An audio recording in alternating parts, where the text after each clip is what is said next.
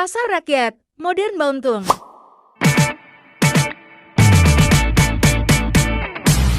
Bisa dibayangkan kalau sebuah pasar besar dibangun tanpa memperhatikan lingkungan sekitar, tentu bisa menimbulkan debu, kemacetan, limbah, bahkan gangguan kesehatan masyarakat.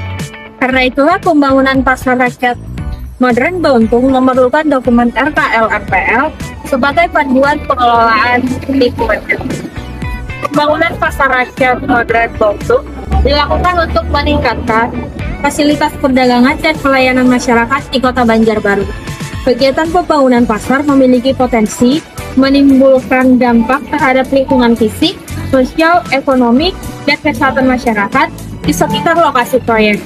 Oleh karena itu, diperlukan dokumen RKL-RPL sebagai pedoman pengelolaan dan pemantauan lingkungan agar dampak negatif dapat diminimalkan dan dampak positif dapat dikembangkan secara optimal. Dokumen RKL-RPL disusun dengan tujuan untuk mengendalikan dampak lingkungan yang timbul akibat pembangunan pasar, baik pada tahap prakonstruksi, konstruksi, maupun operasional.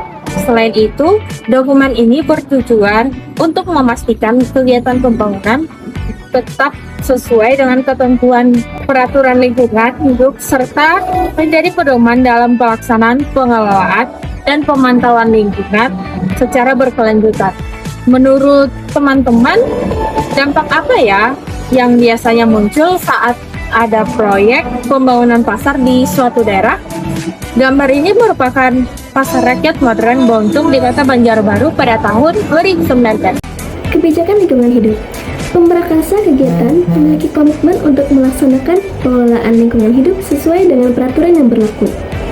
Seluruh dampak lingkungan yang muncul akibat kegiatan pembangunan akan dicegah, dikendalikan, dan dipantau secara berkala. Kebijakan ini menunjukkan bahwa pembangunan pasar tidak hanya berfokus pada peningkatan ekonomi, tetapi juga memperhatikan aspek kelestarian lingkungan dan kenyamanan masyarakat sekitar. Adapun pendekatan pengelolaan lingkungan dalam dokumen RKL-RPL dilakukan melalui pendekatan teknologi, sosial ekonomi, dan institusi. Pendekatan teknologi dilakukan melalui penyiraman area berdebu, pengelolaan drainase, dan penggunaan kendaraan yang memenuhi standar emisi. Pendekatan sosial ekonomi dilakukan melalui proses sosialisasi kepada masyarakat, pengenangan keluhan, dan pemberian kesempatan kerja bagi masyarakat lokal. Sementara itu, pendekatan institusi dilakukan melalui koordinasi dengan instansi terkait. Lanjut, kita ke tahap kegiatan RKL-RPL. Tahapan kegiatan dalam RKL-RPL dibagi menjadi 3. Pembagian tahapan ini dilakukan karena setiap tahap memiliki jenis kegiatan dan potensi dampak lingkungan yang berbeda. Kita mulai pada tahap prakonstruksi. Tahap prakonstruksi merupakan tahap awal sebelum kegiatan pembangunan dimulai. Pada tahap ini, dilakukan kegiatan sosialisasi kepada masyarakat dan pedagang, persiapan lahan, serta koordinasi dengan instansi terdekat. Dampak yang berpotensi muncul pada tahap ini adalah keresahan pedagang dan perubahan persepsi masyarakat terhadap pembangunan pasar. Untuk mengatasi hal tersebut, dilakukan sosialisasi kegiatan, komunikasi dengan masyarakat, dan penyelesaian konflik sosial agar masyarakat memahami tujuan pembangunan yang dilakukan. Intinya, sebelum pembangunan pasar, masyarakat harus diberi pemahaman terlebih dahulu agar tidak terjadi kesalahpahaman. Nah, pada tahap ini, dampak lingkungan mulai terlihat karena aktivitas pembangunan berlangsung secara intensif. Debu meningkat, kebisingan alat berat, kemacetan lalu lintas, bahkan sampai gangguan kesehatan pada pekerja dan masyarakat. Contohnya, kalau kita sedang merenovasi rumah, pasti ada debu dan suara bising. Skala proyek pasar tentu jauh lebih besar. Selain debu, pembangunan juga berpotensi menyebabkan genangan air dan gangguan kesehatan. Solusinya, membuat drainase, membersihkan saluran secara berkala, menyediakan APD, menyediakan masker, dan P3K. Contohnya juga nih, kalau drainase tersumbat saat hujan, air akan menggenang.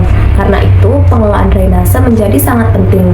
Setelah pasar selesai dibangun, muncul tantangan baru yaitu pengelolaan limbah, sanitasi, dan kebersihan pasar. Dampaknya, air limbah, sampah domestik, dan penurunan kualitas lingkungan jika tidak dikelola. Seluruh air limbah dari aktivitas pasar harus diolah terlebih dahulu melalui IPAL sebelum dibuang ke lingkungan. Menurut teman-teman, apa yang terjadi jika limbah pasar langsung dibuang ke sungai tempat pengolahan. Tidak semua dampak pembangunan bersifat negatif, ada juga yang berdampak positif yang harus dipertahankan. Contohnya membuka lapangan kerja, meningkatkan pendapatan masyarakat, mendukung UMKM lokal. Jadi tujuan pembangunan pasar bukan hanya membangun gedung, tapi juga meningkatkan kesejahteraan masyarakat. Setelah dilakukan pengelolaan lingkungan, perlu dipastikan apakah proyek tersebut benar-benar berhasil. Di sini fungsi pemantauan lingkungan, apa yang dipantau, kualitas udara, kebisingan, kualitas air, kondisi sosial, ekonomi masyarakat.